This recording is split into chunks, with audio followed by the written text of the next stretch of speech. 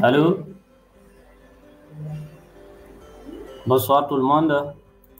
Est-ce que vous me recevez? Là, si vous me recevez, essayez juste... Est-ce que le son, ça passe? Allô? Bonsoir.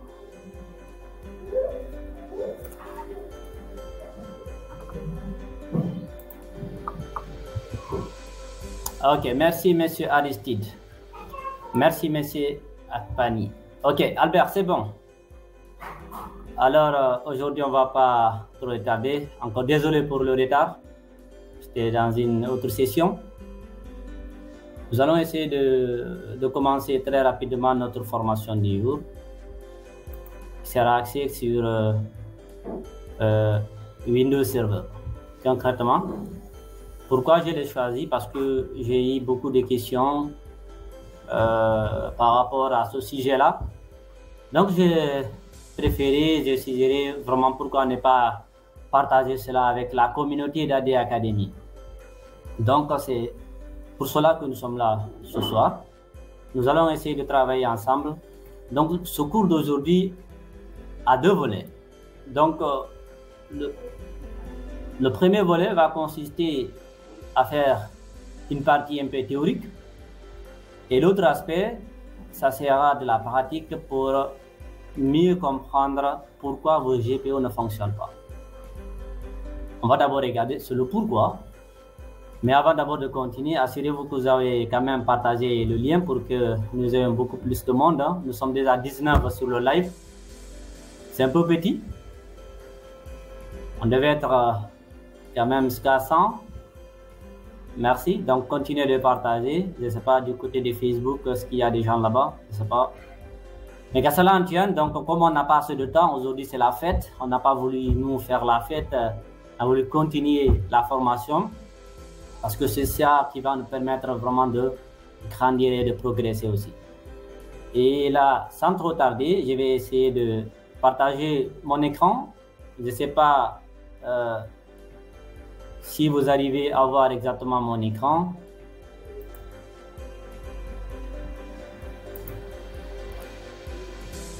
Excusez. Voilà. Est-ce que vous voyez mon écran? Je vais juste regarder de l'autre écran. Est-ce que ça marche? Ok. Je vais mettre ça en solo. Ok. Dans les commentaires, je vais juste... Amadou Sangaré, ok, c'est bon. Alors, on va commencer, chers amis. C'est Dadé qui va vous faire aujourd'hui cette présentation. On va parler et pourquoi vos GPO ne fonctionnent pas ou bien elles rencontrent à tout moment des problèmes. Donc, je dis ici, c'est parce que... Pourquoi? Parce que ça va concerner plusieurs aspects. Ce n'est pas une seule chose qui va vous empêcher, qui va empêcher vos GPO de fonctionner concrètement et correctement. Mais moi, avant d'entrer dans cette partie, je vais d'abord parler c'est quoi une GPO. Comme j'ai toujours l'habitude de le faire, je ne viens pas juste tomber dans une configuration. J'essaie de passer par la partie théorique avant de commencer la partie pratique. Parce que moi, je me suis dit que la personne qui comprend d'abord la théorie va faire facilement la partie pratique. Ok? Alors, on va parler d'abord de qu'est-ce qu'une GPO. Ok? Qu'est-ce qu'une GPO? Et là, on dit qu'une GPO, comme son nom l'indique, le groupe Policy Object, ok? Vous allez comprendre que les objets, c'est-à-dire de stratégie de groupe, constituent une pierre angulaire. dans la gestion de système Windows au sein d'un environnement réseau. Et je vais vous dire que aujourd'hui, un administrateur système qui n'utilise pas les GPO dans son environnement, c'est un administrateur système qui est appelé à mourir très rapidement. Vous m'excuserez du terme, mais vous allez comprendre vers la fin pourquoi il est important, pourquoi il est aussi intéressant d'abord de comprendre les GPO et de les utiliser dans son environnement. Ok?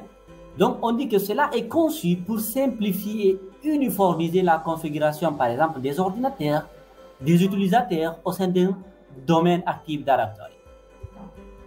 Donc, les GPO offrent un moyen puissant et centralisé qui nous va nous permettre de contrôler divers aspects du comportement du système Windows et des paramètres de sécurité. J'ai eu déjà à parler de quelques vidéos sur la chaîne d'AD, mais aujourd'hui, c'est une autre thématique qu'on va essayer de voir ensemble pour que si vous avez des questions, on va faire une interaction entre nous. Vous allez me poser les questions et je vais tenter de les répondre en même temps aussi. Ok? On va continuer sur la suite. Donc, à travers les GPO, les administrateurs informatiques peuvent définir, par exemple, des politiques de sécurité qui régissent le fonctionnement des ordinateurs et des utilisateurs dans un réseau. Au lieu, par exemple, d'appliquer des stratégies de sécurité utilisateur par utilisateur ou bien ordinateur par ordinateur, cela est fastidieux. Cela n'est pas quand même recommandé. En tout cas, moi, je ne le recommande à personne de vouloir travailler manuellement en fait dans son environnement. Ok?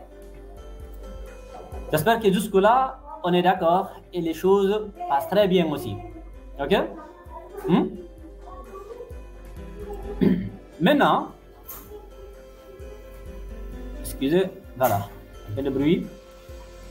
On dit que cela inclut des configurations telles que les stratégies de sécurité, des restrictions d'accès, les paramètres du bureau, les installations logicielles automatiques. Donc, cela va vous permettre, par exemple, si vous prenez par exemple un exemple de logiciel.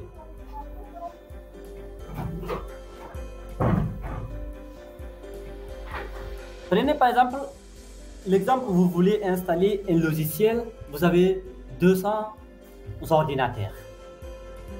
Et là, ces ordinateurs-là, même si c'est installé VLC ou bien Office, j'en passe, cela va être un peu compliqué à votre niveau de le faire. Pourquoi? C'est une tâche qu'on appelle une tâche mécanique, une tâche manuelle. Et si vous travaillez comme ça, cela n'est pas bon. Là, je prends juste, par exemple, aujourd'hui, quelqu'un qui commence juste à entendre ce mot-là. Parce que je suppose qu'il y a des professionnels parmi nous, il y a des étudiants et il y a aussi des novices ou bien des personnes en phase de reconversion. C'est pour cela j'essaie toujours de commencer au tout début. Ok? Si jusque-là, on est d'accord, vous pouvez juste m'écrire dans les commentaires. Parfois, je ne peux pas voir l'ensemble des commentaires. Ok. Merci à Joël, Albert, Monsieur Congolo. D'accord. Maintenant, comme je le disais, au lieu de faire des installations manuelles, tu fais juste une seule configuration unique et tu fais le déploiement de ton GPO. C'est très joli, non? N'est-ce pas? Tu fais une seule fois le travail et le travail est répercuté sur l'ensemble de ton parc informatique, quel que soit l'envergure, même si c'est avec des différents sites. Si l'approbation qu'on appelle ici la relation de confiance est faite au niveau des sites, cela va passer normalement. J'espère que vous connaissez ce qu'on appelle une approbation. Une approbation, c'est de mettre, par exemple, c'est d'intégrer, par exemple, deux sites distants pour que ces deux sites-là puissent aussi communiquer entre eux. C'est ce qu'on parle, si on parle d'approbation, c'est ça en fait. Ok?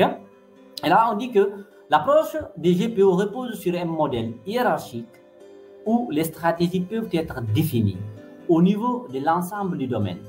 Vous voyez ici, beaucoup vont se tromper. Ils vont juste se lever un bon matin. J'ai entendu parler du GPO. Je vais me lever, je vais faire une GPO qui va me permettre d'installer une imprimante, qui va me permettre, par exemple, d'installer, de mettre un fond d'écran, de faire des choses aussi comme ça, faire le mappage. Mais sans comprendre réellement le fonctionnement, la base. Si vous ratez cela, demain, si vous avez ce qu'on appelle ici un problème d'hiérarchie, vous aurez tous les problèmes pour résoudre cela. Je prends dans un cas où vous avez multi-sites. Ça, c'est aussi important. Donc, c'est pour cela qu'on vous dit qu'ici, vous avez la possibilité de configurer cela au niveau du domaine ou bien au niveau de l'unité d'organisation qu'on appelle OI, voire même sur un utilisateur ou un ordinateur aussi individuel. Mais comprenez que ce n'est pas le but. Le but des GPO, ce n'est pas de faire des configurations, par exemple, pour un utilisateur ou bien pour juste une seule machine. OK? Donc, cette flexibilité permet aux administrateurs de cibler précisément les politiques en fonction des besoins organisationnels et des exigences de sécurité. Tu veux, par exemple, mettre une stratégie qui va dire à tous les utilisateurs que après 60 jours ou bien 45 jours, chacun doit modifier. C'est facile. Par rapport à si tu devais envoyer un mail ou bien appeler les gens et changer votre mot de passe, faites le manuel où tu vas passer d'un bureau à un autre. Si tu es à 5 étages, comment tu vas faire? Tu vas continuer à parler et vous savez que les utilisateurs sont têtus. Vous m'excuserez du terme, mais tu vas beau parler. Tant que tu n'appliques, tu ne fais pas des garde-fous, ils vont continuer de le faire. Tu déposes cette tasse ici, tu leur demandes de ne pas toucher à ça. Dès que tu sors, ils vont toucher. Ils vont dire que mais pourquoi le gars là m'a demandé de ne pas toucher à ça? Vous voyez, c'est ça. Je prends un autre exemple. Tu leur demandes de ne pas mettre des clés USB, par exemple, sur les ordinateurs. Non, dès que tu tournes le dos, ils vont mettre ça. On dit que mais le gars là, c'est quoi? J'espère que vous comprenez quand même jusque-là. Je veux que vous compreniez d'abord l'importance pour les nouveaux, pour les personnes en reconversion qui comprennent d'abord c'est quoi une GPU. Une GPU, je peux vous dire que même à mon niveau, c'est un langage de programmation. C'est un langage de programmation. Pourquoi? Je l'ai dit, c'est parce qu'il te permet d'automatiser, de programmer des tâches bien définies. Vous pouvez même automatiser aujourd'hui l'installation de tous nos parcs. Imaginez par exemple, aujourd'hui on vous donne 30 juste ordinateurs à installer, à mettre dans le domaine, après installer Office, installer des logiciels de l'intranet, parce que voilà, chaque entreprise a des différentes applications par rapport à d'autres. Vous devez faire du mappage. Donc, vous avez intérêt à suivre et comprendre qu'est-ce qu'une GPU et comment elle fonctionne. Et si vous avez des problèmes, comment les résoudre. C'est bon? Monsieur Amadou, c'est bon? Monsieur Kongolo?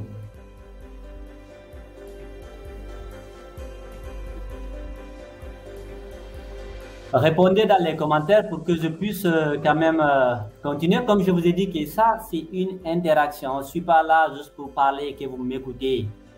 Non, non, non, je ne fais pas ça. Sinon, j'allais juste enregistrer une vidéo et balancer ça sur YouTube. C'est bon, monsieur Albert? Alors, merci beaucoup. Monsieur Kongolo, est-ce que vous êtes là? C'est bon? D'accord. Donc, je continue. Je vais mettre ça en plein écran pour mieux voir. Alors, on dit, donc, les GPU fonctionnent en déployant des objets et des stratégies sur les ordinateurs, les utilisateurs du domaine. Donc, ce processus garantit que les politiques sont appliquées de manière cohérente et efficace à tous les membres du domaine. OK? C'est ça. Tous les utilisateurs qui sont dans votre domaine vont faire ce qu'on appelle de l'héritage. Et il y a de ces GPU qui vont s'arrêter, vous allez voir vers la fin de ce cours, qui ont ce qu'on appelle ici un problème d'héritage. Et ce problème, généralement, c'est par manque de compréhension d'abord de comment déployer en fait une GPU. On a dit qu'on peut déployer la GPU au niveau du domaine, au niveau du site, au niveau même ce qu'on appelle de l'unité d'organisation. Mais imaginez que par exemple, tu fais une GPU qui s'applique à une unité d'organisation et que cette unité d'organisation a ce qu'on appelle aussi des sous-unités d'organisation. Si tu ne fais pas attention, c'est là où tu vas tout chambouler en fait. Alors que toi, ce que tu voulais faire, c'était de cibler uniquement ce qu'on appelle ici l'unité d'organisation parent. Ok? Donc, les GPU est un outil essentiel pour les administrateurs informatiques dans la gestion des systèmes Windows au sein d'un environnement réseau. Et je vais vous dire que de prendre tout votre temps, continuer de faire des recherches, pouvoir mettre en place ce qu'on appelle ces GPU-là. C'est des GPU, c'est un outil puissant et aujourd'hui fortement utilisé dans l'infra. Ok? Alors, et moi, on va parler maintenant des types de GPU. Les problèmes vont commencer à partir de ce niveau-là. Parce que l'administrateur système qui ne connaît pas d'abord le type de GPU à appliquer sur sa stratégie risque de faire des erreurs. Vous êtes d'accord avec moi? Quand même, imaginez que tu veux appliquer une GPU qui doit s'appliquer à X et tu le mets à Y. Est-ce qu'elle va marcher? Hein? Ça ne va jamais marcher, non? Et là, je vais poser une question à la communauté d'AD, actuellement ceux qui suivent. Il y a combien de types de GPU? Je suppose qu'il y a beaucoup de gens aujourd'hui qui sont là, qui évoluent. Répondez. Répondez dans les commentaires. Il y a combien de types? Celui qui trouve, je lui donne un livre. Si vous trouvez, je peux vous donner ce livre-là. Qui est prêt? Vous ne connaissez pas? Pas de souci. Alors, il y en a deux. Ah, Albert, tu es venu en retard. Tu es venu en retard, tu as répondu tardivement. Sinon, j'allais te donner ce bouquet-là. Ça va partir jusqu'à Goma. Ok? Voilà. Il y en a deux types de GPU. Il n'y en a pas 3, il n'y en a pas 5, il n'y en a pas 10. Il n'y a que deux types. Retenez très bien pour ceux qui sont en reconversion. Et je le parle ici parce que je sais maintenant, je connais très bien la communauté d'AD Academy. Donc, il y aura ce qu'on appelle une GPU. Oui, Albert. Ah, d'accord.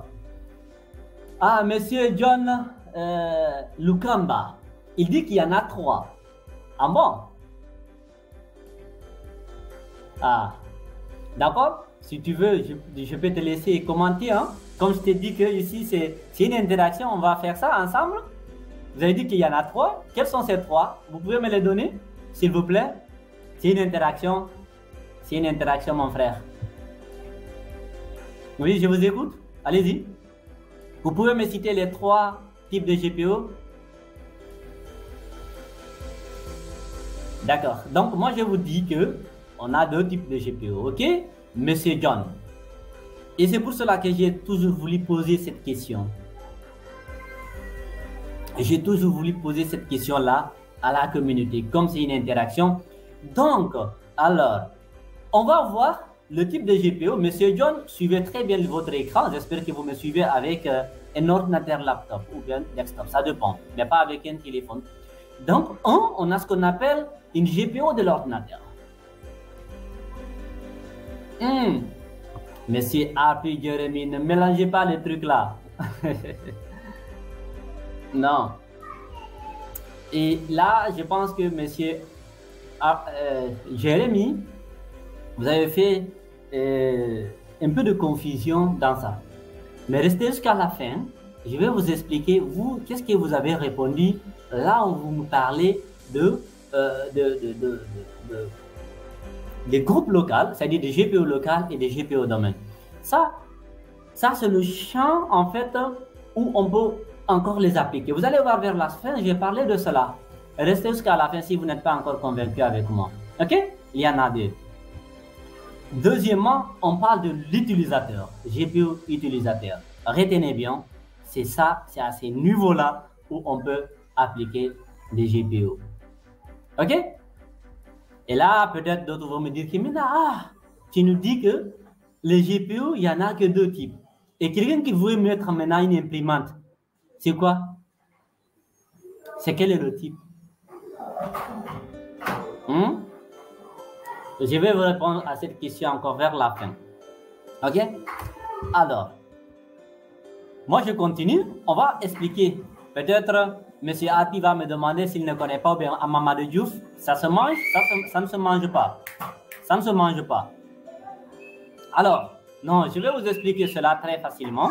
Regardez. Excusez, il y a un peu de bruit avec la fête, c'est pas facile. Donc, et là, on va vous expliquer d'abord les GPU ordinateurs. Si vous comprenez ce niveau-là, vous allez voir facilement.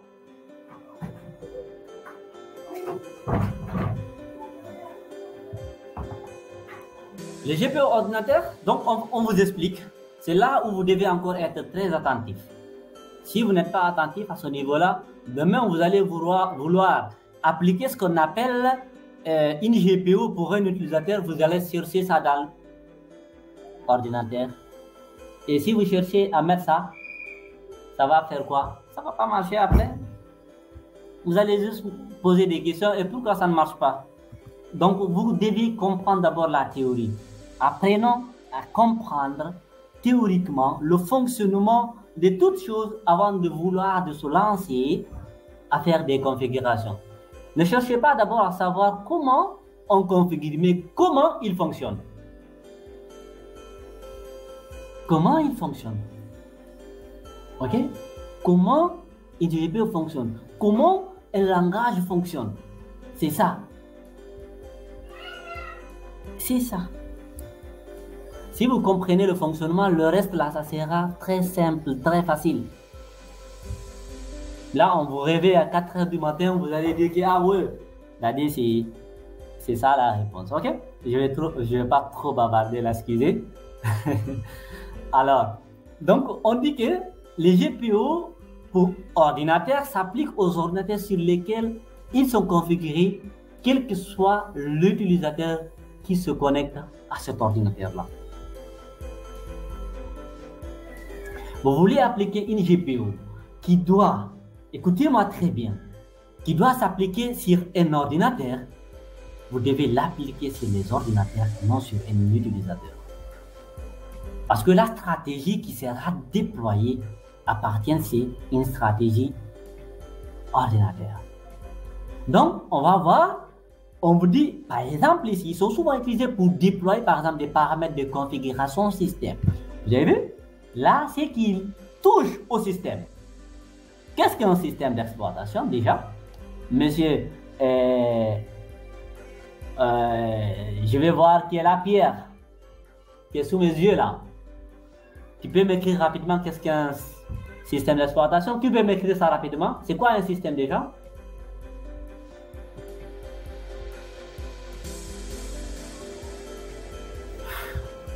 Est-ce que vous êtes là? Vous êtes avec moi? Moi j'ai chaud, hein? Voilà, moi j'ai chaud. Allez-y. Il n'y a pas de réponse? C'est dommage pour nous, quoi. C'est un ensemble de programmes. Oui, Cédric, un ensemble de quoi? Un ensemble de quoi? Un ensemble de mangues? Ou bien un ensemble de bonbons? Voilà.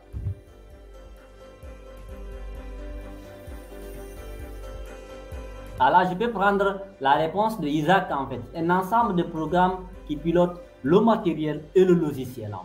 Le soft et le hard, c'est ça qu'on appelle un système d'exploitation qui nous permet aujourd'hui de faire fonctionner et le matériel et le système et le logiciel du monde. C'est ça les OS. C'est ce qui va te permettre que lorsque tu mets le système et là, après, tu installes ce qu'on appelle Office. Office va fonctionner parce que tu as installé ce qu'on appelle d'abord un soft qui comprend, qui peut faire fonctionner et le matériel et le logiciel. Merci Rainer Isaac. Donc tu vas me contacter à la fin. Tu auras un petit cadeau avec moi. continuer jusqu'à la fin, peut-être d'autres auront même jusqu'à 100 000 aujourd'hui. Alors, merci quand même pour la participation de tout un chacun. Et là, on va dire quoi? L'exemple d'utilisation, vous allez voir que maintenant, c'est dans quel cas on peut les utiliser. C'est imposer des paramètres de sécurité, restreindre l'accès à certaines fonctionnalités du système, déployer des logiciels sur tous les ordinateurs du domaine, etc. Vous avez 200 ordinateurs dans votre infra. Et là, votre DG vous demande, par exemple, d'installer Teams. Vous connaissez Teams, non? C'est un logiciel collaboratif aujourd'hui qui permet de faire beaucoup de choses que moi-même, je ne peux pas vous lister ça.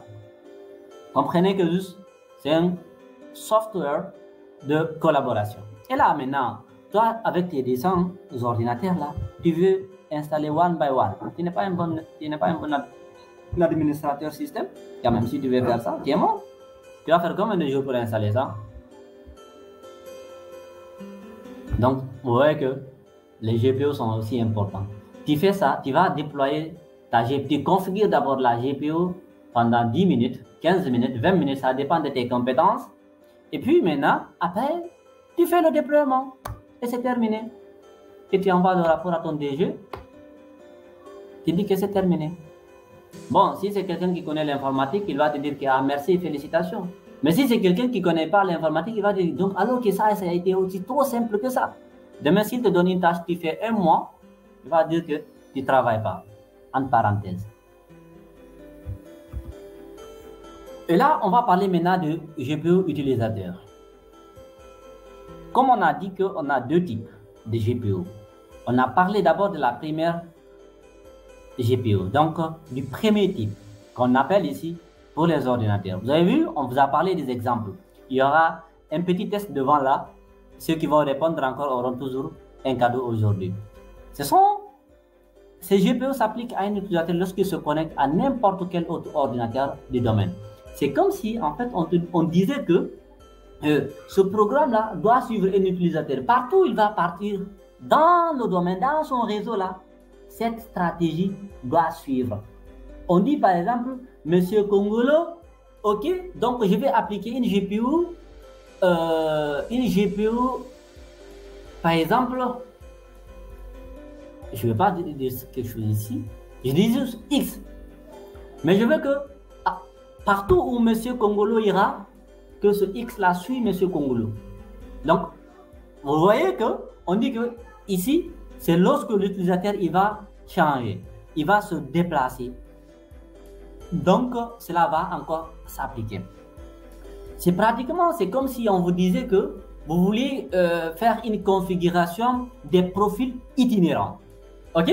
Vous savez qu'un profil itinérant, c'est lorsque l'utilisateur quitte d'un ordinateur vers un autre, ces données vont essayer de le suivre. Partout il y a dans son domaine, c'est-à-dire pas le domaine, c'est-à-dire dans l'entreprise, dans le LAN, dans le Local Area Network, ici, ces données vont aussi le suivre. Donc s'il change d'ordinateur, les données encore peuvent aller de l'autre côté. C'est juste un exemple. Donc, vous voyez qu'ici, même on parle de quoi? De paramètres d'utilisateur, de redirection des dossiers, des stratégies de bureau, de scripts de connexion et autres là. Tu veux mettre par exemple des scripts qui disent bonjour tout le monde, nous sommes lundi et nous vous souhaitons bon début de semaine. Par exemple, c'est une stratégie qui va s'appliquer sur un utilisateur. Et vous savez que vous êtes d'accord avec moi que vous pouvez personnaliser le démarrage de votre système à tel point que attendez. Je vais parler ça devant vos yeux. Vous savez que vous avez la possibilité en fait de personnaliser le démarrage de votre système avec une GPU.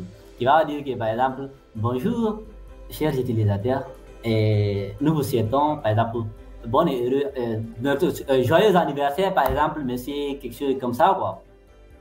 Est-ce que vous savez ça, c'est possible de le faire avec des GPU? Répondez.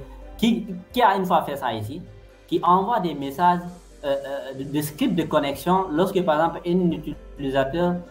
les utilisateurs se connectent, bon, ils ont un écran comme ça qui s'affiche pour leur dire que voilà, et moi, un message qui va s'afficher. Ou bien aussi, vous pouvez faire autre chose, c'est-à-dire que vous voulez envoyer des messages Des messages, par exemple, qui permettent de sensibiliser tout ce qui est lié à la cybersécurité, par exemple, aujourd'hui. Et vous savez que votre première menace, ce sont vos utilisateurs, internes même. Ce sont vos utilisateurs, c'est votre première menace. C'est pourquoi, et pour cela, je dis que vous devez les former au fur et à mesure. Vous devez faire même parfois en tant qu'administrateur, bon, si l'environnement vous permet, hein, il y a ça aussi, parfois, certaines entreprises peuvent même tuer, en fait, la volonté de travailler, en fait. Donc, c'est des choses aussi comme ça, vous pouvez faire de telle sorte que pour donner des conseils, dire que voilà, ne cliquez pas sur n'importe quel lien que vous recevez, prenez votre temps lorsque vous recevez un mail, de le lire. Au lieu de passer soit par les mails, vous pouvez passer juste par un écran qui va s'afficher aussi. J'espère que c'est bon. Monsieur Albert dit qu'il n'a pas fait ça. Monsieur Gay. Ok. D'accord, il n'y a pas de problème. On peut voir ça. Harpy qui dit mais je ne comprends pas le mail à ce quoi. Il va grandir. Alors, on continue notre chemin. On a beaucoup de choses à faire aujourd'hui. Alors, donc, on va dire que l'exemple, dans quel cas on peut utiliser les types d'ordinateurs, les types d'utilisateurs. Lorsque, par exemple, vous voulez imposer des paramètres de bureau spécifiques à un utilisateur, rediriger les dossiers utilisateurs vers des emplacements réseau avec des scripts de connexion pour exécuter des tâches spécifiques à l'utilisateur lorsqu'il se connecte. Ok? J'ai donné un exemple tout à l'heure que vous pouvez quand même le faire. Ok? Là, si vous comprenez déjà que le type, quels sont les types d'abord à appliquer, vous n'aurez pas de problème pour déployer vos GPO. Ce qui va se faire maintenant, c'est lorsque vous voulez déployer d'abord une GPO, vous voulez mettre en place une GPO. Ne cherchez pas d'abord à voir d'abord comment mettre cette GPO. Cherchez d'abord c'est quel type de GPO. Comment elle va fonctionner. C'est une GPO qui doit s'appliquer à un ordinateur spécifiquement ou bien à un utilisateur. Vous vous posez les questions, les bonnes questions. Il faut toujours se poser les bonnes questions pour pouvoir trouver rapidement une bonne solution. Bonsoir, monsieur Grasse Scandaleux. Alors, on va voir maintenant comment on peut vraiment distinguer ça. Je vais donner quelques concepts ici, quelques paramètres à retenir. Bon, pas à retenir par cœur, mais peut-être juste à comprendre en fait comment ça fonctionne.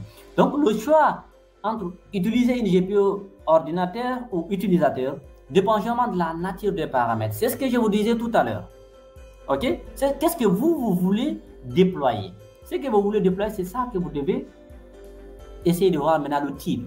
On dit que, par exemple, si vous voulez déployer une GPO, on dit que si les paramètres doivent être appliqués à tous les utilisateurs sur un ordinateur, utilisez une GPO de l'ordinateur. Et si les paramètres doivent être appliqués à un utilisateur lorsqu'il se connecte à n'importe quel ordinateur, utilisez une GPO utilisateur. Et vous voyez quand même un peu la différence des choses, hein? Vous voyez ça? Et là, le troisième point ici, ce qu'on dit, si vous avez besoin de déployer par exemple des logiciels, des scripts qui doivent s'exécuter au niveau de l'ordinateur, utilisez une GPO d'ordinateur. Ok? En fait, c'est des choses qui vont juste vous permettre de mieux comprendre déjà les paramètres à utiliser. Si vous devez configurer des paramètres spécifiques au profil utilisateur ou des stratégies de bureau pour un utilisateur, utilisez une GPO d'utilisateur. Jusque-là, c'est bon? Est-ce que c'est bon? On va faire une petite évaluation pour voir si vous avez compris. Il y a des cadeaux aujourd'hui, hein? Il y a des cadeaux ici. Il y a des cadeaux, j'ai des cadeaux aujourd'hui à offrir. Ils sont là. Ok, vous êtes prêts? Vous êtes prêts, hein? Ok, Albert, tu es prêt? Pas de souci. Scandaleux? Merci d'être là déjà. Alors, je vais poser la première question. Pour mettre en place une GPU pour le fond d'écran, on utilise quel type de GPU et pourquoi?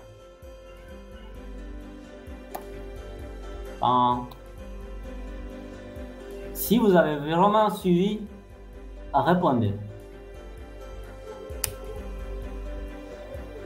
Monsieur Congolais, j'espère que vous êtes là.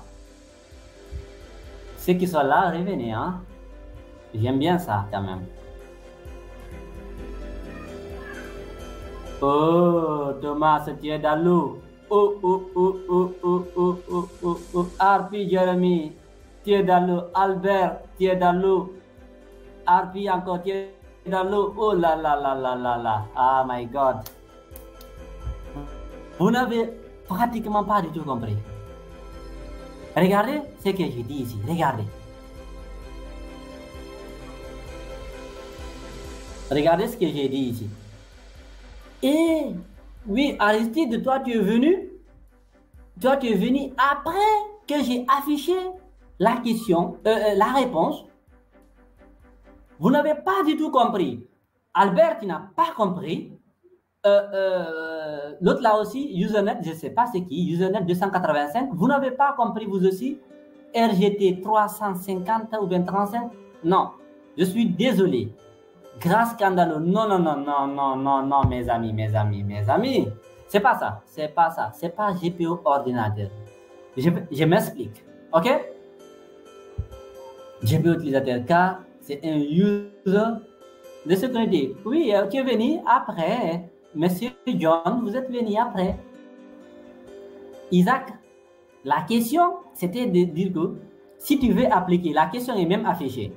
Si tu veux afficher, mettre un fond d'écran pour les utilisateurs, un fond d'un écran, tu utilises quoi? C'est quel type de GPU? La réponse, elle est là. Tous ceux qui ont dit ordinateur, là, vous êtes dans l'eau. Aujourd'hui encore, c'est notre jour, quoi. Ok, bon, je déconne juste. Hein. Donc, je reviens. C'est pour vous dire que la GPU utilisateur, lorsque vous voulez appliquer un fond d'écran, vous utilisez ce qu'on appelle une GPU utilisateur. Pourquoi? Restez avec moi encore, je vous explique pourquoi. Oh, RGT 35, comment tu peux dire que la question elle n'est pas explicite quand même? Je te dis qu'il y a un fond d'écran, tu peux appliquer un fond d'écran.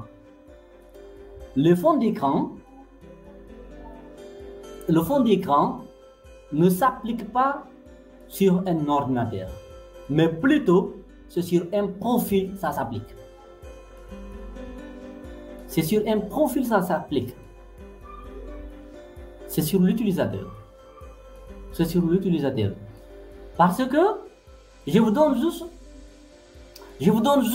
un exemple. Suivez-moi très bien. Monsieur John, alors suivez-moi très bien. Peut-être vous allez gagner un cadeau vers la deuxième question. Et avant de mettre par exemple un ordinateur, non, je change cet exemple-là. Je prends par exemple, vous avez deux départements. Vous appliquez une GPU pour le département IT de fond d'écran et vous avez une autre GPU encore, vous voulez appliquer ça sur les autres utilisateurs. Sur la même machine, sur le même ordinateur. Celui qui est au niveau des ordinateurs, celui qui est au niveau de l'informatique, s'il se connecte, il va avoir une image. Et si celui qui est au niveau des finances verra une autre. Parce que cette GPU, elle ne s'applique pas sur l'ordinateur, mais plutôt c'est sur l'utilisateur, ça suit l'utilisateur. Avant de mettre par exemple une GPU dans pas une GPU, avant d'intégrer une machine dans le domaine, vous allez voir que, alors que même si la machine était déjà dans le réseau, si vous intégrez la machine et qu'il y a une GPU, la GPU va s'appliquer. Mais si vous sortez la machine, la GPU, elle va se désactiver.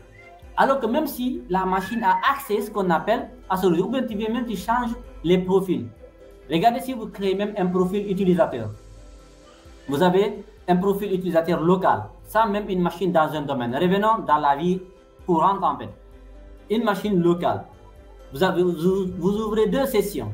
Si vous ouvrez des sessions, il y a vous, il y a votre grand frère qui est là. Mais vous mettez deux sessions Windows, utilisateur 1, utilisateur 2. L'autre peut appliquer une autre image, confond d'écran, et l'autre aussi peut appliquer une autre image, confond d'écran, sans avoir un problème entre eux. Là, chaque utilisateur qui va se connecter, le fond d'écran va s'appliquer en fonction de l'utilisateur. Est-ce que vous êtes d'accord avec moi? Si vous n'êtes pas d'accord, vous dites que vous n'êtes pas d'accord, on va revoir les choses aussi. C'est tout. Je suis là pour ça. Hein. Je ne suis pas pressé. C'est bon? Ah. Très bien. Ah, merci beaucoup. Ils disent qu'ils comprennent maintenant.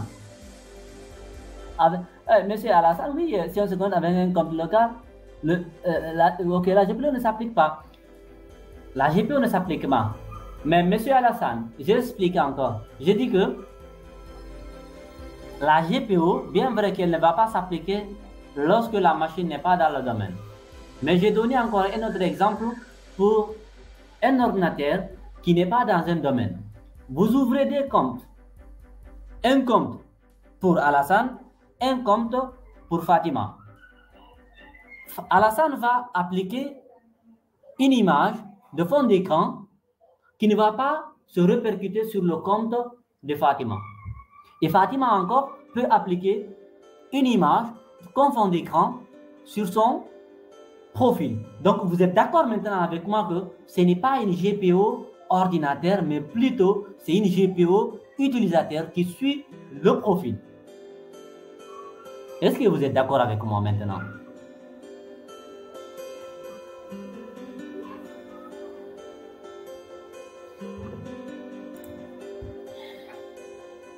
Grand scandaleux. Il me demande qu'est-ce qui va se passer lorsque tu vas appliquer. Il ne va pas marcher. Il ne va pas marcher. On te dit que si tu veux appliquer ça, tu passes par, si tu veux aller ici, là, tu passes par ce chemin. Toi, maintenant, tu laisses ce chemin-là, tu passes par l'autre chemin. Ça ne va pas marcher. C'est ce qui va amener que les GPU ne fonctionnent pas. On va voir, il y a énormément de choses qu'on va voir ici. On n'a même pas les 50% d'abord de notre diapo, en fait. Vous comprenez? Donc, la GPU, monsieur Grand Scandalo, elle ne va pas du tout s'appliquer. C'est clair, elle ne va pas s'appliquer. Sinon, tu peux aller tester. On te donne deux chemins. Si tu veux aller à Rome, voici le chemin. Bon, c'est pas comme on dit Rome, où on dit qu'il y a plusieurs chemins qui mènent vers Rome. Mais là, on n'a qu'un seul chemin. De l'autre côté, on a un seul chemin. Soit c'est gauche, soit c'est droite. On est d'accord? Voilà, donc c'est pour cela que je dis parce que, voilà, j'ai donné les explications. Ok? On va continuer. Encore une autre question. Nous voulons appliquer ce qu'on appelle une GPU de verrouillage de compte. On doit utiliser quel type de GPU et pourquoi? Okay. C'est 30 secondes. Ceux qui vont écrire ça pendant 30 secondes, dans 30 secondes du moins, je vais voir comment vous allez recevoir ça, mes amis. C'est là, c'est un bon document. Bien, c'est là, c'est les bons documents sont là. Monsieur Albert, aujourd'hui tu es dans tout. Comme il y a déjà eu une personne qui a répondu, j'ai fait une erreur de parler, sinon je devais quand même attendre que les autres répondent en fait.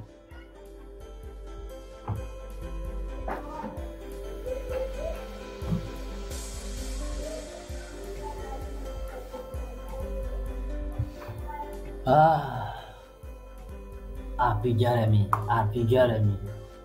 Jeremy, c'est bon, hein? Aujourd'hui notre live là, ça va chauffer ici quoi.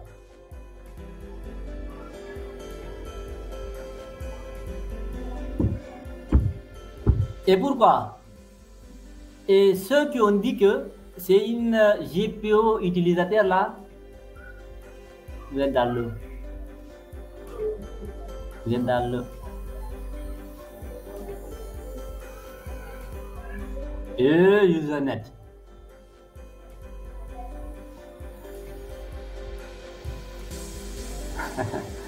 Ok. Je ne veux pas trop vous retenir. Et je sais qu'aujourd'hui, c'est la fête pour certaines. Moi, j'ai choisi de faire un live. Donc, chers amis, c'est l'ordinateur qui va se verrouiller. L'ordinateur, lorsque vous voulez appliquer, en fait, et comment je vais encore réexpliquer ça, et pour vous dire que c'est une GPU d'ordinateur que je prends un exemple. La porte, dans la vie réelle, hein, on sort de l'informatique. On prend la porte et la clé, la serrure. OK? Vous avez vu que la clé ici représente l'utilisateur. C'est l'utilisateur-là qui va prendre la clé pour mettre dans la serrure pour ouvrir. Mais quel est maintenant le matériel qui détient ici maintenant le mot de passe ici, concrètement, qu'il doit matcher pour savoir qu'effectivement que ce compte peut déverrouiller cet ordinateur-là. C'est pas cet ordinateur, mais la porte là. La serrure, elle est incrustée au niveau de la porte. Donc c'est pour cela qu'ici, c'est une GPU de l'ordinateur en quelque sorte. Oui, c'est ça. Je pense que j'ai donné ma réponse. Et si quelqu'un d'autre aussi a ça, donc c'est une GPU qui doit s'appliquer sur les ordinateurs. Troisième question. Vous voulez faire le mappage des lecteurs réseau. On utilise quel type de GPU et pourquoi? Vous avez 15 secondes pour écrire. Allez-y. Les amis, qui va répondre? 15 secondes. Hein? Et pourquoi? Dans la réponse, vous écrivez, si vous mettez ordinateur, vous allez dire pourquoi. Si vous mettez utilisateur, vous mettez pourquoi. Pour gagner ce trophée-là aujourd'hui. 15 secondes. Oui, vous avez répondu à... D'autres ont répondu juste à 30%, mais vous n'avez pas donné encore la réponse globale et générale, enfin. Mes amis, ouais, parce que chaque utilisateur a accès aux différents lecteurs dans un domaine. Oui, qui dit ça? Utilisateur car on mappe les dossiers qui sont liés au user. Alors que, à l'entame de ce live, j'ai expliqué quelque chose. Dans quel cas on utilise en fait ce qu'on appelle le type utilisateur et ordinateur. Nous avons parlé des mots-clés. Moi, c'est comme ça que je traite avec mes étudiants en classe. J'ai dit que moi, c'est les mots-clés qui m'intéressent et non la théorie qui est grande comme ça. Là. Ici, on avait dit que les GPU, regardez ici la réponse, je vois beaucoup de gens qui disent utilisateur, ordinateur, mais sans donner en fait une réponse réelle. Permettez-moi de lire juste quelques réponses. Je vais lire les réponses, je ne vois pas. Ok, je vois pour Monsieur Gras Scandalo. Non, c'est pas ça, commence pas. Harpy Jeremy. Non, pas là-bas. Je pense que c'est Marco Lema, jeune joueur congolais. Ok, merci à mon frère du Congo. Utilisateur car on mappe les dossiers qui sont liés au user. C'est ça sa réponse. Et Jérémy, lui, il dit c'est quoi? Parce que chaque utilisateur a accès aux différents lecteurs dans un domaine. C'est pas tout à fait aussi ça quoi. GPU, ordinateur Sergiel. Non. Grâce Scandalo. Non, tu as raté. Tous ceux qui ont déjà dit ordinateur, là, sachez que vous êtes dans l'eau. Vous êtes dans l'eau. Ok. Et utilisateur, car on mappe les dossiers. Ok. Albert, parce que ça peut s'appliquer sur un utilisateur spécifique. Car... ok. Je vois quand même pas des réponses qui sont là. Monsieur John, vous avez raté, hein? Cette fois-ci encore, vous avez raté. Un dossier peut être partagé pour un groupe utilisateur qui se trouve dans un autre groupe spécifique. Ah là là. Vous avez pas... ceux qui ont déjà dit, hein, c'est pas parce que je veux pas d'abord donner ce cadeau-là, mais c'est juste pour vous dire que ceux qui ont répondu, ils n'ont pas répondu comme un administrateur système en fait. Comme ce que je venais de dire tout à l'heure en fait.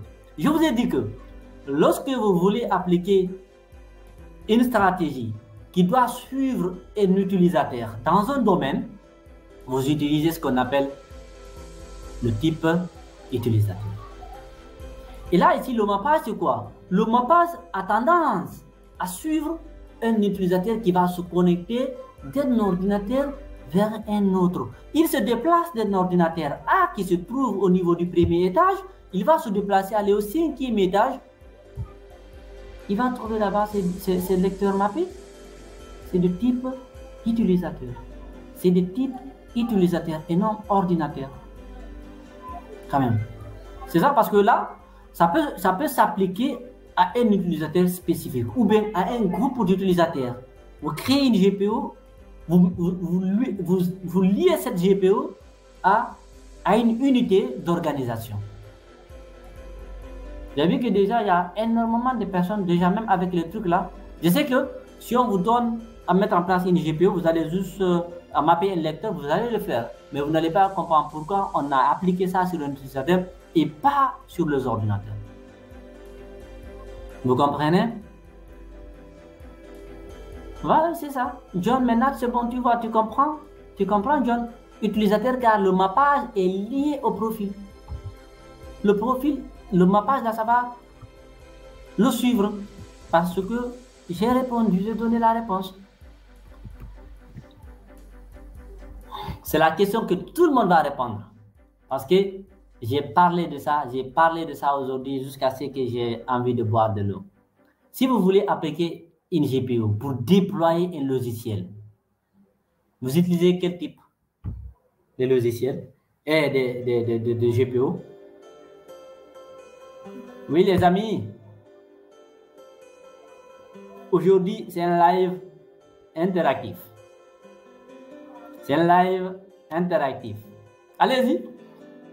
Oui et pourquoi? Oui et pourquoi?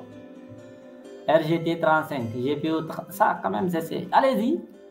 Appui Jérémy, Isaac, Albert, Aristide, ok, Fresnel, Cédric. Allez-y, qui encore? Allez-y, je vois Thomas qui répond. Ok. Et quand même, vous avez vu que dans la réponse par exemple, de Thomas, de l'autre là, et de Fresnel, ils n'ont pas donné les bonnes réponses. Parce que ils ont dit, par exemple ici, c'est un GPU utilisateur. Mais au moins, ils ont essayé de dire le pourquoi. Ils ont essayé de donner. Si c'est en classe, je vais te noter. Si c'est sur 10, je te donne déjà 5 en fait. Au moins, tu as pris le temps de répondre concrètement à la question comme je l'ai demandé en fait. Je dis que oui et pourquoi. Tu as donné le oui et tu as donné ton pourquoi. D'autres ont dit oui, ils n'ont rien fait. Point. Orger. Orger. C'est ça. Vous allez voir ici que pratiquement ici, je vois pratiquement 10-15 personnes qui ont écrit ordinateur. Ils se sont limités là. On a dit que vous voulez déployer des logiciels. On vous demande d'appliquer ce qu'on appelle une stratégie utilisateur. Une stratégie ordinateur. Pourquoi? Parce que ça touche, ça touche le système. C'est ça qu'on a dit au tout début. Tout ce qui touche au système, c'est en ce moment même, je vous ai posé la question. Oui, qu'est-ce qu'un système d'exploitation? C'est ça. Tout ce qui va toucher au système, vous allez appliquer ce qu'on appelle une GPU ordinateur. Oui, peut-être. John, il se peut que je vois tes questions en retard, mais tes questions, c'est pas réellement ça. Vous voyez, donc c'est ça. Donc, toute chose qui doit toucher au système d'exploitation de grâce, les amis, appliquer ce qu'on appelle une GPU ordinateur. Ok?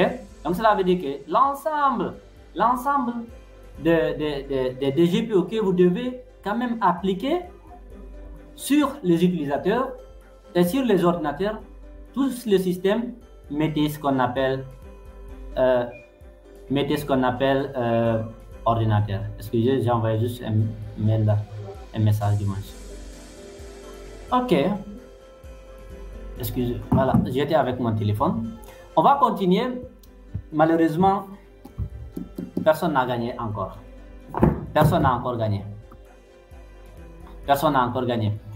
Et là, la dernière question, et là, celui qui ne trouve pas, il va juste se déconnecter en fait. Pour mettre en place une GPU pour installer une imprimante, on utilise quel type de GPU? 5 secondes. Ceux qui vont écrire ça en 5 secondes, là, répondez. Parce que là, j'ai tellement expliqué à tel point que même quelqu'un qui n'a jamais fait informatique va répondre à cette question. Quelqu'un qui n'a jamais fait informatique peut répondre à cette question.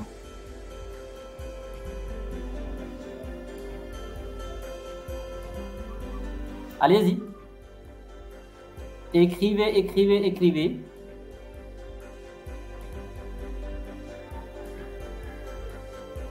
Ah, vous êtes en retard, hein? Excusez, je vérifie juste mon téléphone. Hein. Qui a répondu? Isaac, Aristide. C'est ça que je disais, hein? Ça, parce que je viens d'expliquer. Pas de souci. Là, en tout cas, tout le monde doit trouver. RGT 35, voilà. Malgré que je ne connais pas encore c'est qui, mais bon, c'est le mieux que je. Au moins que. Mais c'est pas grave, c'est Internet, on va se cacher. Ordinateur, Usernet 285. D'accord. Car c'est appliqué au système. Merci beaucoup. Merci Amadou Sangari qui a 9 sur 10. Et ordinateur, les pilotes et l'imprimante touchent au système. Marco Lema, car ça touche le système. Oui, c'est ça. Ça touche le système. Vous avez raison. Et là, je vois au moins, il y a eu 7 à 8 personnes qui ont répondu. Vrai? Donc, je suis content. Je vois que vous arrivez quand même à assimiler de temps en temps quand même le live. Hein? Parce que je ne veux pas qu'à la fin de ça, vous allez encore revenir pour revoir la vidéo. Non, non, non. Je veux que vous assimilez déjà tout ce que nous venons d'apprendre ensemble ici. Et si vous avez des questions, pas de souci. Vous pouvez les poser ou bien après le live, vous posez ça. Après. Ousmane Bagoudou, merci depuis le Cameroun. Alors, après avoir fini de faire notre évaluation et personne n'a encore trouvé, et là, j'ai donné les réponses. On avait dit que pour le fond d'écran, ce qu'on appelait ici, regardez, je vous avais dit que le fond, regardez, vous voyez, attendez, je vais agrandir l'est. Je pense que maintenant, vous voyez que par exemple ici, pour le fond d'écran, c'est l'utilisateur, ok? Et là, pour le mappage, vous voyez encore, nous venons au niveau de l'utilisateur. Nous venons maintenant au niveau du verrouillage du compte. Regardez, observez très bien. Nous venons au niveau de l'ordinateur. C'est là où vous avez les stratégies de compte. C'est là où vous avez les stratégies de compte. C'est là où vous avez les stratégies de compte. OK? Et là, regardez maintenant déployer ce qu'on appelle un software. C'est ordinateur, un logiciel quelconque que vous voulez quand même déployer. Vous utilisez le mappage, c'est-à-dire ici, ligne imprimante, quelque chose de ce genre. C'est l'ensemble de une GPU, quand même ordinateur. OK? Et là, vous voulez maintenant l'imprimante, comme j'avais parlé, vous allez voir encore ici, c'est une stratégie, une configuration ordinateur. Vous avez vu que, donc, ce sont les types, les configurations. Ici, vous avez vu que vous avez vu qu'ici, on n'a que ces deux-là. On n'a pas trois, Monsieur John. Je reviens. Quand vous avez vu qu'on n'a pas trois, c'était juste pour confirmer ce que je venais de faire comme évaluation. Merci quand même à tous ceux qui ont participé. On va continuer notre cours. Les groupes Policy Object peuvent ne pas fonctionner correctement pour diverses raisons. On va entrer dans le réel vif du sujet. Tout à l'heure, c'était pour comprendre d'abord c'est quoi une GPO, les types. Je pense que c'était la base. Comme je vous ai toujours dit que il est intéressant de comprendre d'abord le fonctionnement. Lorsque vous comprenez cela, vous n'aurez plus de problème. OK? Alors, un problème de priorité et de liaison des GPO. OK? Maintenant ici, le problème de priorité, on dit que si plusieurs GPO sont appliqués à la même unité d'organisation, rappelez-vous très bien que nous avons dit qu'une GPO peut s'appliquer au domaine, peut s'appliquer au niveau site, peut s'appliquer au niveau unité d'organisation. Vous avez vu? Et là, tu veux maintenant appliquer plusieurs GPO pour juste une seule unité d'organisation. Une unique unité d'organisation. Et c'est là, ça entre ce qu'on appelle une confusion ou bien un conflit de GPO. Un conflit de GPO. Oui? Les GPO avec une priorité plus basse peuvent être écrasés par celles avec une priorité plus haute. Je vais expliquer ça sur le prochain diapo. Qu'est-ce qu'une priorité basse et qu'est-ce qu'une priorité haute? OK? On dit de plus, si une GPO n'est pas correctement liée à une OU, elle ne sera pas appliquée aussi. Tu veux appliquer à lambda, tu appliques ça à Samba, ça ne marchera pas. Donc, là, on va voir concrètement tout à l'heure qu'est-ce qu'une priorité. Parce que c'est aussi important de ce cas. OK? On va d'abord voir l'ordre de précédence. Comment l'hiérarchie, comment ça se suit en fait, pour mieux comprendre le déploiement de ces GPO. Ici, on vous dit qu'elles sont appliquées dans un ordre spécifique, allant du niveau le plus large au niveau le plus spécifique. Je m'explique. On va voir maintenant, c'est là où je pense que c'était John qui parlait de GPO local, de GPO site, ainsi de suite. J'explique maintenant à ce niveau-là. La partie locale, c'est quoi? On dit qu'ici, les paramètres de stratégie de groupe local sont appliqués en premier. Ça, c'est l'ordre qu'on est en train de vous montrer.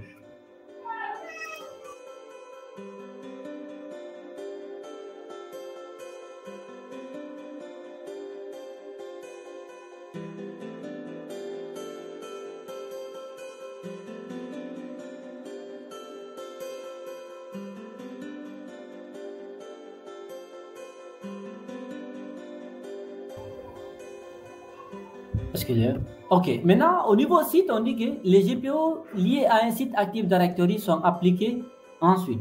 C'est-à-dire ici, on vous parle, ici c'est l'ordre.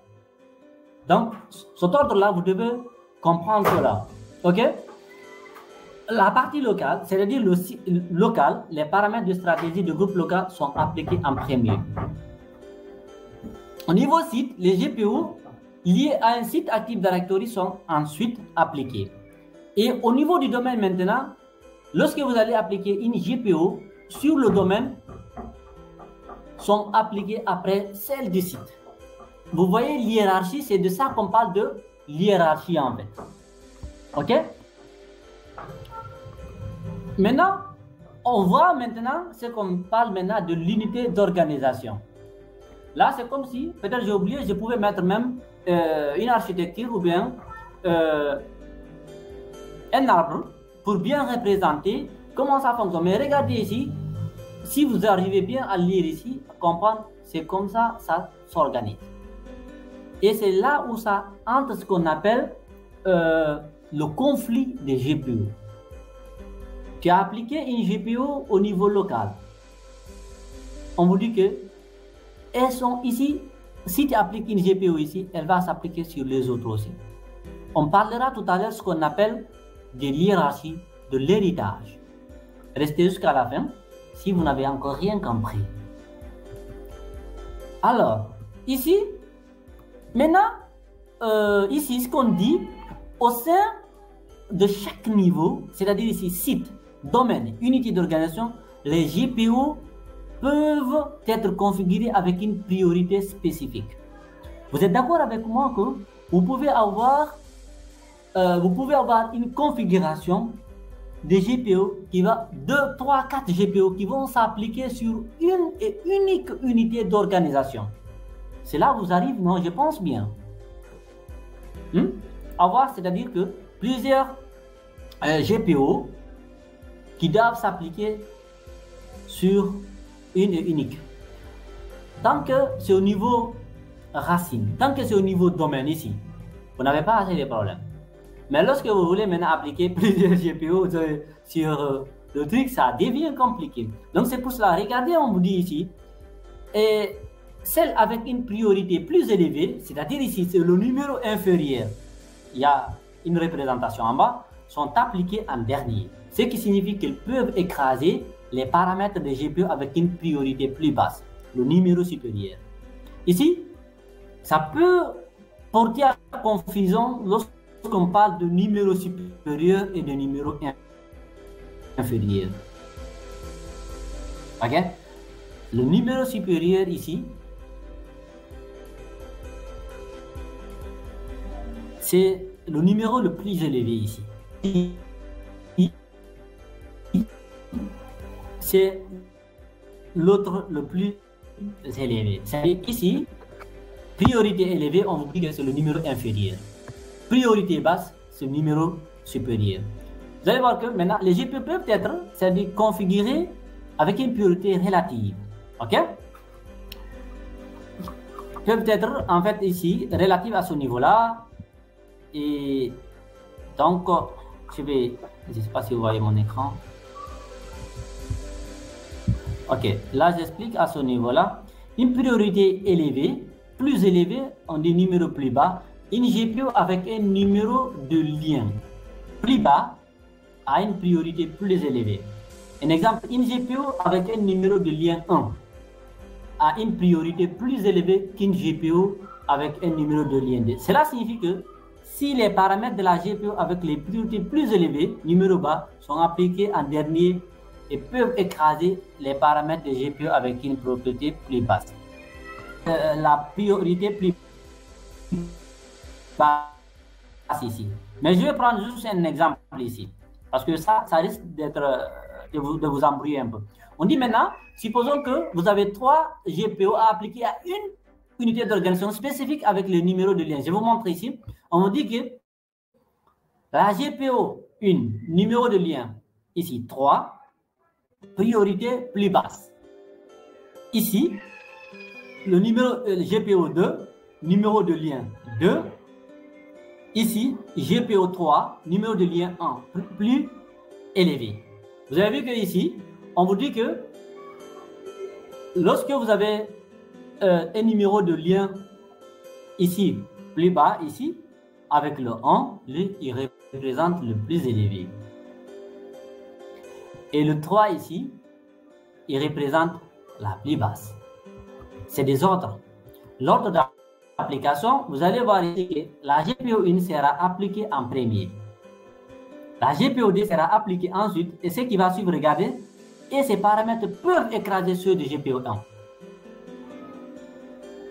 Si tu appliques une GPU avec cet ordre-là, tu mets une deuxième GPU pour la même, si tu ne fais pas attention, celle-là, elle va écraser l'autre unité d'organisme, l'autre GPU.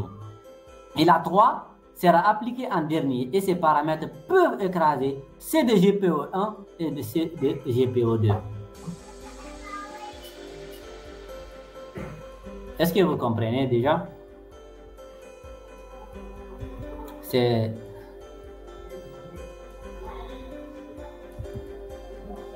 Je ne sais pas qui est vraiment en train d'écrire du quoi là que je ne comprends pas. Et dans les lives là, attendez, c'est qui ça? Sisley. Bon, c'est juste que je vois en fait des trucs que je ne comprends pas dans le chat en fait. Anyway, j'espère que vous comprenez, nous sommes tous dans l'informatique. Hein. Et la sécurité, elle est importante. Si vous ne comprenez pas sur des trucs, ne cliquez pas. De temps qu'on voit.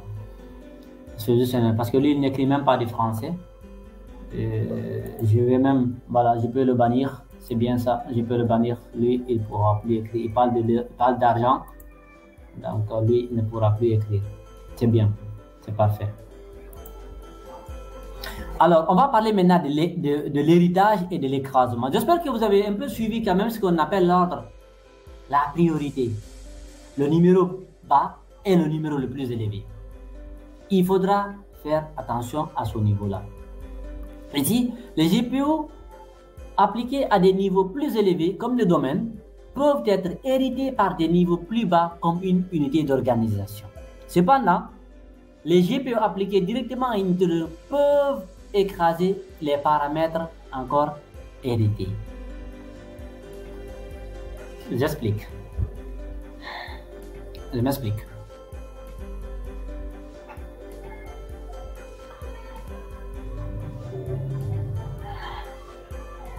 J'ai dit que lorsque vous appliquez une GPU au niveau premier, oui, on va venir sur l'exercice, mais je veux que vous compreniez d'abord un peu la démarche en fait. Ok? Sinon, j'ai quand même énormément d'exercices de GPU sur la chaîne YouTube, hein, sur la chaîne aussi. Ok. Si vous appliquez une GPU au niveau du domaine, vous tous vous connaissez ce qu'on appelle le domaine. Cette GPU, elle va s'appliquer sur tout ce qui reste vers le bas. C'est ce qu'on parle de l'héritage.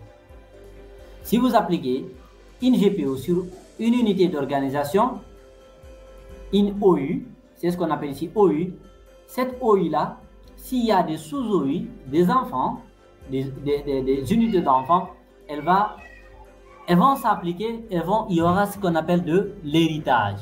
Donc, cela peut encore porter à confusion ce qu'on appelle ici de l'écrasement, du conflit. C'est pour cela qu'il est important déjà, avant de mettre ça, mais si dans votre environnement, vous n'avez besoin que de 2 et 3, vous risquez de ne pas avoir trop de problèmes. Mais si vous avez un environnement où vous avez 200 utilisateurs, 300, 400 utilisateurs, vous avez dit que ces utilisateurs-là n'auront pas tous en fait la même stratégie ici. Donc c'est pour cela, il est possible, il est important déjà de comprendre cela en mettant aussi des priorités. Okay? Lorsque surtout avec le mappage, imaginez que par exemple, vous voulez faire le mappage, vous mettez par exemple une GPU qui va hériter, alors que c'est des dossiers que uniquement votre DG doit avoir par exemple. Vous faites ça, vous montez ça sur tous les utilisateurs, ils vont voir ça, ils vont voir le salaire du DG, ils vont voir tout, qu'est-ce qu'il fait, voilà, ainsi de suite. Ça devient problématique.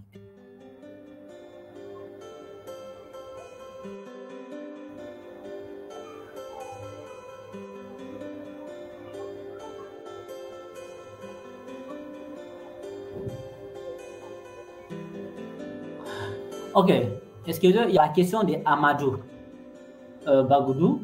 Je vais répondre à sa question.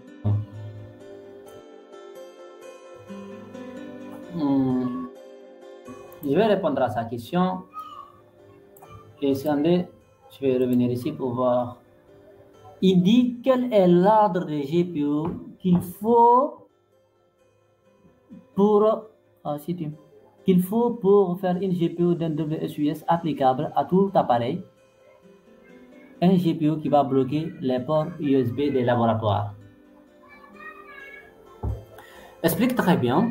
Si je comprends bien, en fait, ici, ce que tu veux faire, tu veux appliquer d'abord ce qu'on appelle les ports USB pour juste un département.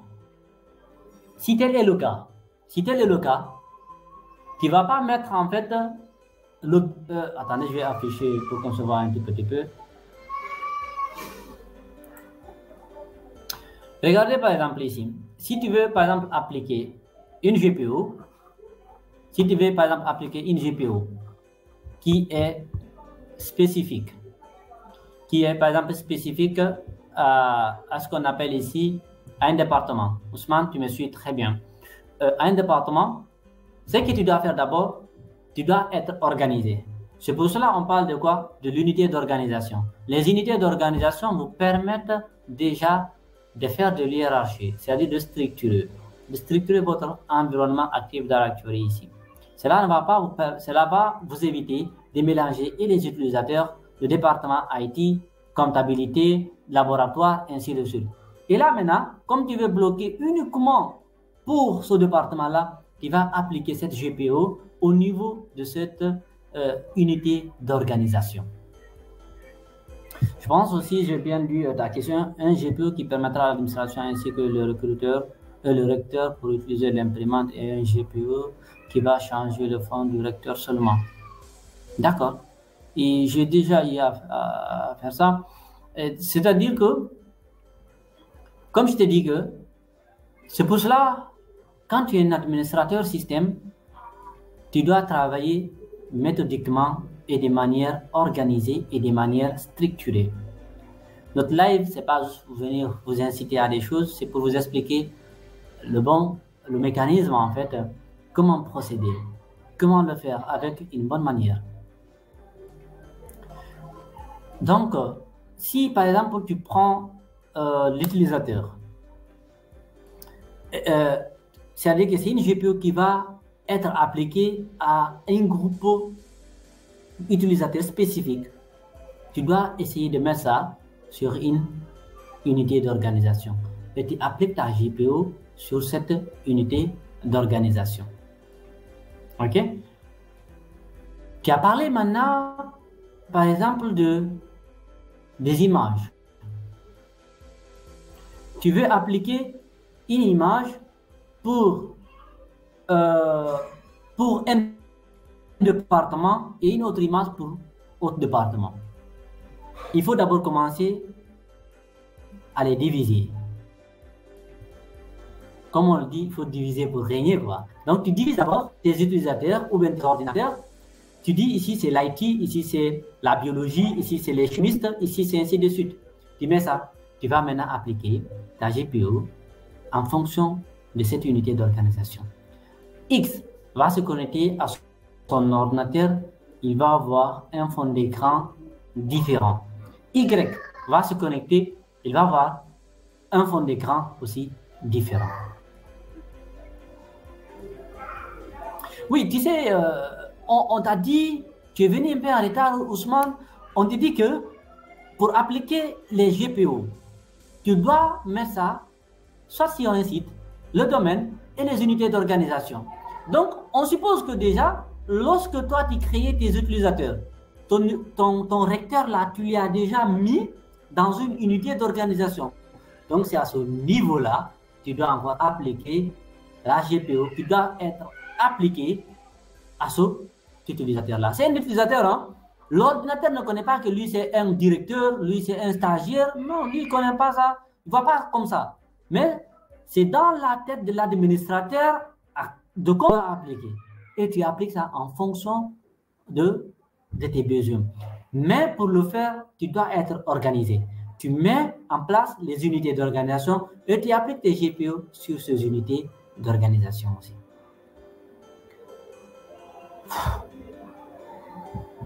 J'espère que c'est bon. Ousmane, si c'est bon, on continue. Hein?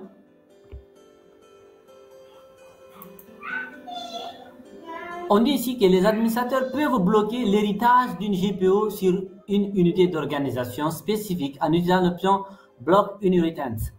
Cela empêche les GPU définis à son niveau supérieur de s'appliquer à OU. Ousmane, si tu as des problèmes, après tu écris toutes tes questions dans la vidéo. Après le live, on reviendra sur ça, on va voir ça. Mais c'est important de distinguer. D'accord, Dieu merci, donc c'est bon. regardez ici ce qu'on voit ici. On dit ici que on a parlé de l'héritage.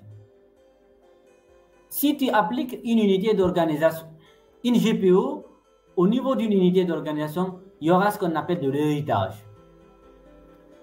C'est que les enfants vont hériter.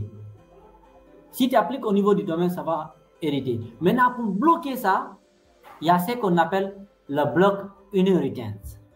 On va voir ça vers la partie pratique. Comment bloquer déjà l'héritage? Parce que cela peut donner une confusion. Cela peut donner ce qu'on appelle une confusion ou bien un conflit entre vos GPO qui seront aussi utilisés dans votre environnement. OK? Là, maintenant, ici, de même, une GPO peut être définie comme enforced. Oui, pour garantir qu'elle s'applique et écrase d'autres GPO à des niveaux inférieurs, même si le blocage de l'héritage est aussi activé. Donc, c'est un mécanisme aussi qui va vous permettre aussi, pour ne pas avoir des problèmes d'héritage ou bien d'écrasement, qui va faire enforced. On verra cela aussi, comment le faire, c'est-à-dire que pour ne pas que votre GPO, elle écrase les autres GPO ici. Comme on a dit que ici, si vous appliquez une GPO niveau supérieur ici, tu appliques une autre ici, une deuxième, la deuxième, elle va écraser la première. Tu appliques une troisième, la troisième va écraser la deuxième et la première aussi. J'espère que vous êtes là. Donc, ici, les liaisons de GPO, on parle des liens corrects. Hein? Donc, pour qu'une GPO soit appliquée, elle doit être aussi appliquée à un site ou domaine ou à une unité d'organisation. Si une GPO n'est pas liée, elle ne sera appliquée aux GPO cibles utilisateurs ordinateurs. Donc, les administrateurs doivent vérifier que, donc, c'est des concepts. Ça, c'est la partie liaison. Vous devez encore essayer de vérifier, est-ce que vous avez, lorsque vous avez créé votre GPO, vous l'avez lié, vous l'avez activé. C'est important. Ok, donc ça c'est quelque chose de très utilisé. On va voir ça. Les filtres de sécurité peuvent être utilisés pour restreindre l'application des GPO à certains groupes de sécurité ou utilisateurs spécifiques. C'est ça qu'on appelle en fait du Windows Management Instrumentation, le WMI. Vous savez que c'est un peu dangereux en fait lorsque il y a ce qu'on appelle l'héritage. L'héritage, c'est quoi ici? Donc, vous devez encore appliquer ce qu'on appelle le WMI pour restreindre l'application des GPO à certains groupes ou bien à des utilisateurs encore spécifiques. Vous avez peur que votre GPO ne s'applique aux utilisateurs des stagiaires, par exemple, qui vont voir vous gérez la partie comptabilité et là-bas il y a la paie. Assurez-vous que vous avez déjà fait la restriction que, quel que soit votre GPO, il ne va pas s'appliquer par exemple, à certains groupes d'utilisateurs ou bien à certains aussi, d'autres unités en fait. OK?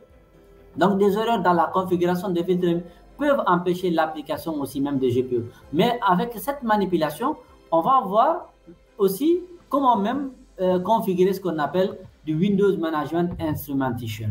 C'est pour cela que vous voyez que la GPO, ce n'est pas quelque chose juste du tic au tac en fait, où il faut se lever juste un beau matin. Bon, je configure une GPO. Oui, je sais configurer une GPO, c'est bon. Apprenez à comprendre le fonctionnement, les démarches à faire, ainsi de suite.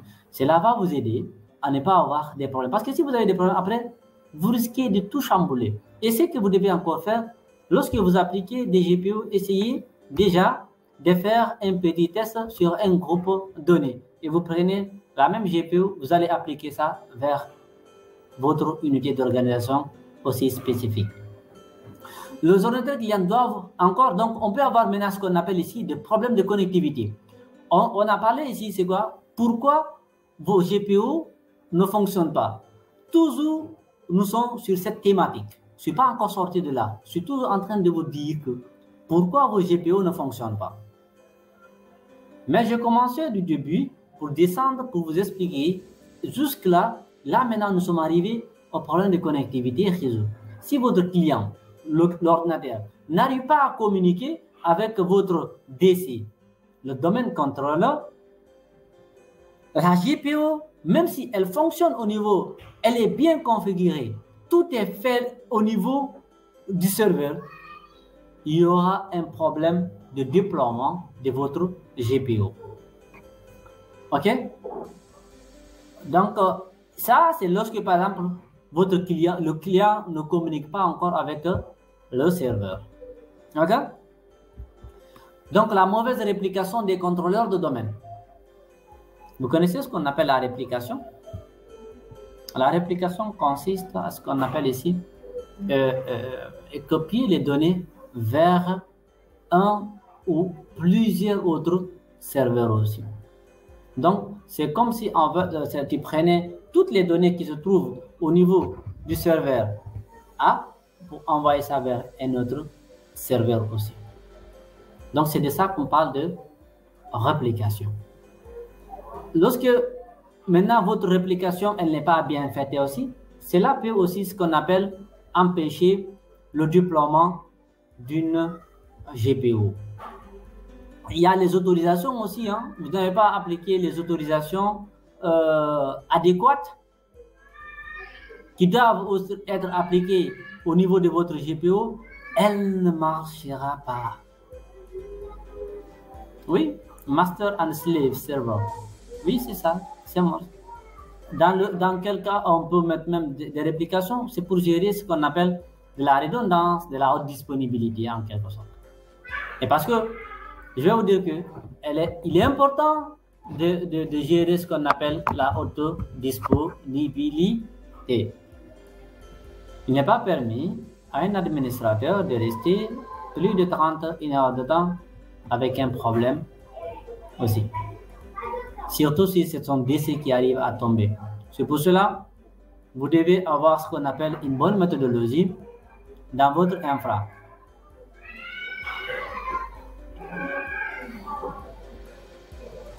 Pourquoi? Parce que vous devez aujourd'hui avoir au moins 2 DC. 2 DC. 2 contrôleurs de domaine. OK? Voilà. Donc, Usernet demande à quel moment parlons-on d'écrasement? J'ai dit que l'écrasement va se produire au moment de l'héritage. Au moment de l'héritage.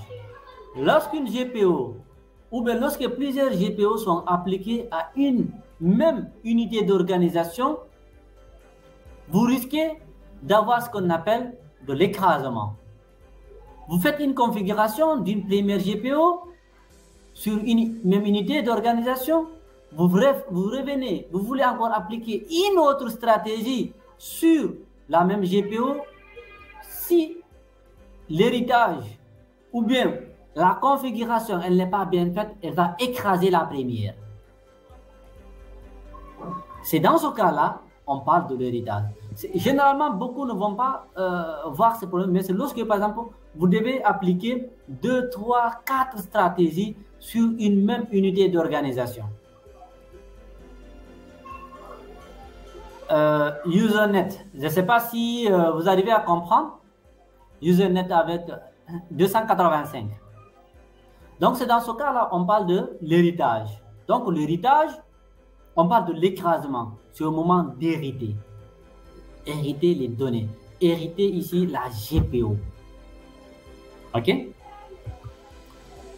Et là, donc, une mauvaise configuration du DNS aussi peut aussi empêcher. Parce qu'il n'y aura pas ce qu'on appelle ici de résolution des noms de domaine.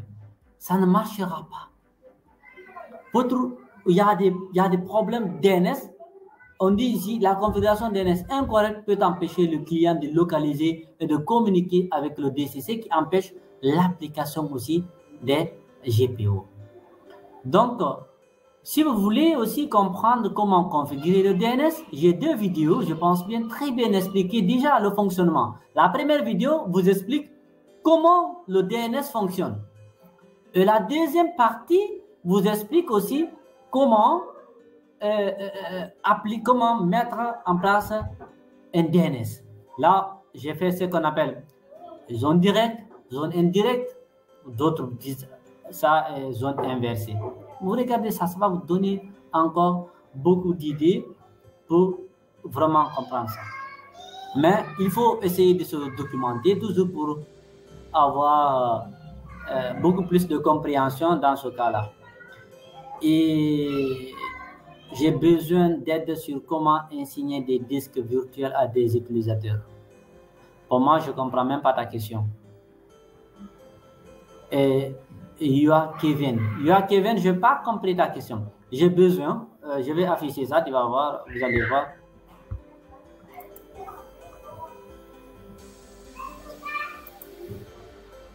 Non, c'est pas ça. Bon, moi, c'est cette question, j'ai besoin d'aide sur comment enseigner des disques virtuels à des utilisateurs. Bon, après, tu vas réécrire ta question. Après le live, je vais revenir. Je peux avoir votre... Ok, bon. Monsieur John, envoyez-moi un mail, il y a un mail ici, pour le moment, quoi. Parce que là, c'est difficile, quand les gens t'écrivent et tu ne réponds pas en même temps, on dit que c'est compliqué, quoi, alors que parfois tu n'es pas dans ça. Mais néanmoins, je vais envoyer-moi un mail, après on va communiquer. Après. On va voir maintenant le débogage. Après avoir compris maintenant comment, qu'est-ce qui peut amener le dysfonctionnement des GPU?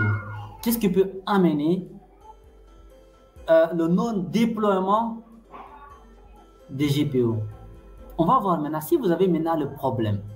Comment résoudre maintenant le problème? Parce que cela, comment déboguer, comment diagnostiquer pour corriger les problèmes liés avec les GPU. Moi, je suis fatigué. Et là, est-ce que vous êtes là? Je vois toujours 32 personnes. Merci quand même d'être là. Et n'oubliez pas de soutenir la chaîne. Hein. Partagez dans vos différents groupes. J'ai besoin quand même 2024 que nous soyons plus de 30 000 sur la chaîne. L'objectif est fixé. 30 000 abonnés. Pour augmenter la visibilité de la chaîne et permettre à la communauté de grandir, c'est l'Afrique qui gagne. On continue ou bien on arrête? Et là,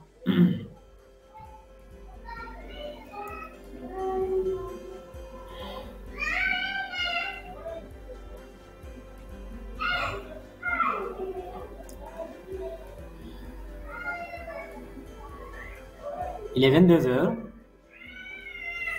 Il est 22 heures, donc c'est pas grave. Je pense que on va essayer excusez. On va essayer de faire une pause aujourd'hui. Vous allez essayer d'assimiler déjà ça. Il y a peut-être beaucoup qui sont fatigués. Il y a d'autres déjà qui sont à plus de 2 heures, plus de 4 heures parmi nous ici. Essayez de revoir juste la vidéo si vous n'avez pas compris certaines parties. Et là, dans la semaine, le dimanche prochain, on va essayer de voir comment maintenant diagnostiquer, corriger les problèmes qui peuvent survenir dans votre infrastructure. Je pense que moi, c'est ça que j'avais quand même prévu parce que je ne voulais pas faire toute cette vidéo-là. Presque on a fait bientôt 2 heures.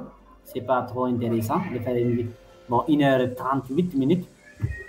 Si vous avez quand même compris, et on peut lever la séance. Je vous remercie déjà infiniment. Merci pour votre attention. Moi, je vous dis que le débogage, on va faire ça le dimanche prochain. Soyez là. On va voir, là, c'est la partie pratique. On va essayer... on va faire la partie pratique. On va créer des bugs dans notre infra. On va voir maintenant comment on pourra même corriger ça, quoi. Notre GPO ne fonctionne pas et autres. Excusez-moi, aujourd'hui je suis fatigué parce que moi, depuis 13 heures ici au Sénégal, je suis assis, je fais cours en fait, jusqu'à maintenant. Donc, si vous avez des questions, n'hésitez pas de les poser. Donc, je vous remercie infiniment. Restons en contact. Restons en contact, c'est vraiment, c'est la communauté qui s'agrandisse. J'aime ça. Le partage, comme je l'ai fait, d'autres aussi peuvent aussi le faire. Merci, monsieur Congolo, depuis la France. Merci pour la confiance à la communauté. Et si vous avez des questions, vous pouvez écrire dans les commentaires. Moi, je reviendrai pour répondre à ça très rapidement. C'est bon? Merci. Et n'oubliez pas aussi de soutenir la chaîne. Merci. Le slide, oui, grâce. Il n'y a pas de problème. Je peux vous envoyer ça. Je peux vous envoyer le slide. Il n'y a pas de problème pour ça. Moi, c'est open source chez moi. L'essentiel, c'est de transmettre le savoir, ce qu'on peut faire entre nous, Africains surtout, c'est que chacun puisse vraiment donner le peu qu'il a, ou bien le peu qu'il connaît, pour que les autres aussi puissent aussi s'en bénéficier. Il ne sert à rien, on peut partir du jour au lendemain et tu pars avec peut-être ta petite connaissance. Mais avec le partage, ça va nous permettre de développer l'Afrique. C'est l'idée. Merci à vous. Je suis très ravi, très content quand même de vous voir vraiment ce monde devant moi. Et j'espère que nous allons toujours continuer notre live. Voilà. Et je vous remercie. On garde le contact.